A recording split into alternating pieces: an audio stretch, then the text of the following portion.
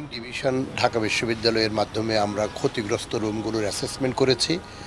কারণ হলো এই অ্যাসেসমেন্ট ছাড়া আমরা যে আর্থিক বরাদ্দের প্রয়োজন মঞ্জুরি কমিশন থেকে সে আর্থিক বরাদ্দ পাওয়া সম্ভব নয়। এই অ্যাসেসমেন্টের উপর ভিত্তি করে আমরা মঞ্জুরি কমিশনের কাছে আর্থিক বরাদ্দটা চাইব এবং আর্থিক বরাদ্দ প্রাপ্তি সাপেক্ষে এই ৩০০টা রুমকে আমরা সংস্কার করব। রুমের পাশাপাশি আরও বহু স্থাপনায় এখানে আঘাত করা হয়েছে, ক্ষতিগ্রস্ত হয়েছে, সব কিছু আমরা রিপেয়ার করার জন্য আমাদের একটা পরিকল্পনা আমরা গ্রহণ করেছি।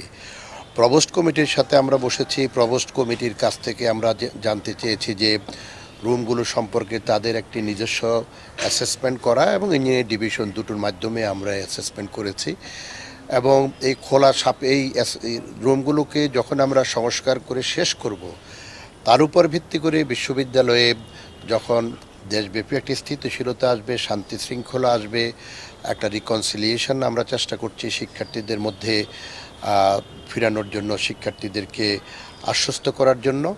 এর উপর ভিত্তি করে আমরা রুমগুলো যখন আমরা রিপেয়ার করতে পারবো, বিশ্ববিদ্যালয় যখন প্রস্তুত হবে, তখন আমরা বিশ্ববিদ্যালয় খোলার বিষয়ে আমরা সিদ্ধান্ত গ্রহণ করব।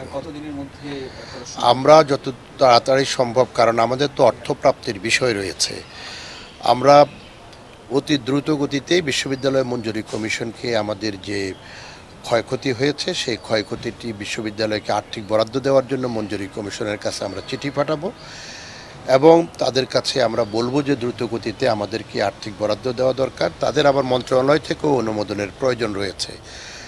এরপরে আমরা যত দ্রুত গতিতে সম্ভব আমরা রিকনস্ট্রাকশন, রিপেয়ারের কাজগুলো আমরা করব এবং তারপরে আমরা বিশ্ববিদ্যালয় খোলার বিষয়ে আমরা সিদ্ধান্ত গ্রহণ করব। তো আপনারা জানেন যে টেন্ডারের মাধ্যমে আমাদেরকে এই কাজ সম্পাদন করতে হবে এবং পিপিআর অনুসরণ করে এই কাজগুলো আমাদেরকে করতে হবে। সেই জন্য যে সময়টি প্রয়োজন সেই সময়টি আমরা নিব এবং আমরা চাইব যে ভালোভাবে যেন কাজটি হয় এবং সেটি যেন দ্রুত গতিতেও করা সম্ভব হয়। কিন্তু সেটা এখনও আমাদের হাতে নেই, সেটি অর্থপ্রাপ্তির বিষয় রয়েছে, সেটি টেন্ডার প্রক্রিয়ার মধ্যে দিয়ে যেতে হবে। তারপরে সে টেন্ডারের যিনি কাজ পাবেন তিনি এই রিপেয়ারের কাজগুলো করবেন একটা নির্দিষ্ট সময়ের মধ্যে। যখন কাজটি শেষ হবে তখন আমরা বলতে পারবো যে সুনির্দিষ্টভাবে টেন্ডার দেওয়ার পরে সুনির্দিষ্টভাবে বলা সম্ভব কবে নাগাদ আমাদের এই কাজ শেষ হবে। সাধারণ ছাত্রদের একটা অংশ দিনের বিষয়টা ছিল কোটা সংস্কারপন্থী শিক্ষার্থীদের রাজু ভাস্কর্যের এখানে প্রোগ্রাম ছিল 12টার সময়, ছাত্রলীগের প্রোগ্রাম ছিল 3টার সময়। আমাদের প্রক্টোরিয়াল টিম শান্তি শৃঙ্খলা রক্ষার জন্য প্রস্তুত ছিল।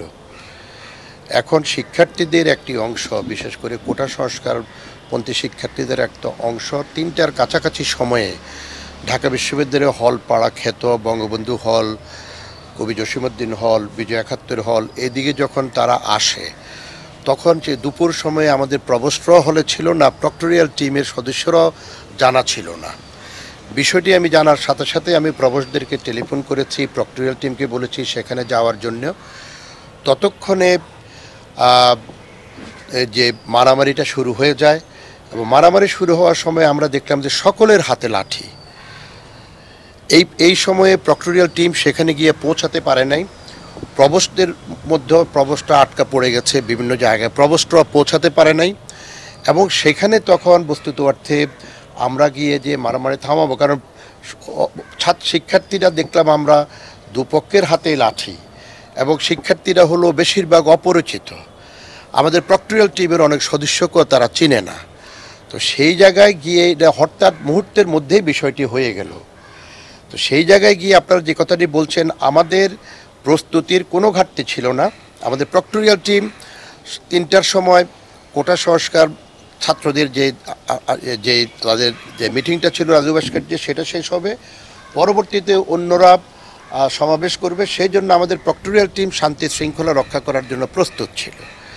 কিন্তু প্রক্টোরিয়াল টিমের যদি এটা জানা থাকতো কিংবা আমাদের যদি জানা থাকতো একটা মিছিল সেখান থেকে এদিকে আসবে, তখন আমাদের প্রস্তুতিটা থাকতো। এটা আকস্মিকভাবে ঘটনাটা ঘটেছে এবং সেই আকস্মিক ঘটনার মধ্যে এবং মুহূর্তের মধ্যেই মারামারিটা শুরু হয়ে গেছে। তো সেই জায়গায় আমাদের যেহেতু আগে জানা ছিল না যে এদিকে মিছিলটি আসবে, সেই ক্ষেত্রে এই ধরনের মবকে কন্ট্রোল করা এবং সকলের হাতে যখন লাঠি, আমাদের প্রচেষ্টা সত্ত্বেও প্রভোস্টরা চেষ্টা করেছে, প্রভোস্টরা তখন রুমে যাওয়ার চেষ্টা করেছে, প্রক্টোরিয়াল টিম চেষ্টা করেছে, আমি রুম থেকে বের হয়ে সেদিকে যাব, দেখলাম যে সকলের হাতে লাঠি। ততক্ষণে আমি সকল প্রভোস্টের সাথে কথা বলেছি, আমি হাউস টিউটরদের সাথে কথা বলার চেষ্টা করেছি, প্রক্টোরিয়াল টিমকে জনে আমি টেলিফোন করে জানতে চেয়েছি পরিস্থিতি কি। তখন আমাদের মল চত্বর থেকে এই মবটা চলে গেছে সামনের দিকে। এই অবস্থায় আমাদের করণীয়, বিশ্ববিদ্যালয় কর্তৃপক্ষের পক্ষ থেকে যতটুকু করণীয় ছিল, আমাদের করণীয়টা আমরা আমাদের দায়িত্বটা পালন করেছি।